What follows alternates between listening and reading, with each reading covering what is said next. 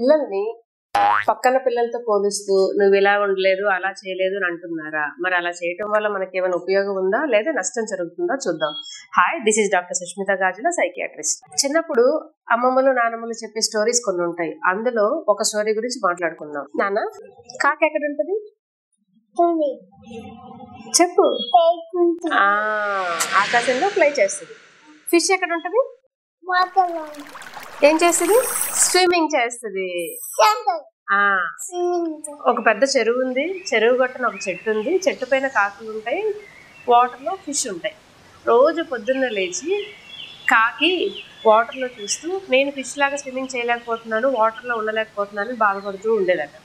అలానే ఫిష్ కూడా స్విమ్మింగ్ చేస్తూ పైకి వచ్చి కాకిని చూసి అబ్బా ఆకాశం ఎంత బాగా పైకి ఎగురుతుంది, నేను అలా ఎగరలేకపోతున్నాను రోజు బాధపడుతూనే ఉండేవి. అలా మెల్లిమెల్లిగా లైఫ్ అవుతూ ఉంటాయి. అలా కంపేర్ చేసుకుని ఎలా అయినా సరే నేను ఫ్లై చేయాలని చెప్పి ఫిష్ చాలా గట్టిగా బయటకు వచ్చింది.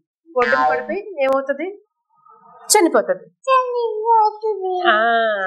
అలాగనే కాకి కూడా నేను స్విమ్మింగ్ చేయాలి ఎలాగైనా అని చెప్పేసి లోపలికి వెళ్ళిపోయి వాటర్ లోపలికి వెళ్ళిపోయి మళ్ళీ బయటకు రావడం తెలియక ఊపిరాడక చనిపోయింది. అంటే ఏంటి? కాకి ఆకాశంలో ఫ్లై చేయాలి, ఫిష్ వాటర్ లో స్విమ్మింగ్ చేయాలి. ఎవరి నేచర్ వాళ్ళది, ఎవరి ఎబిలిటీ వాళ్ళది.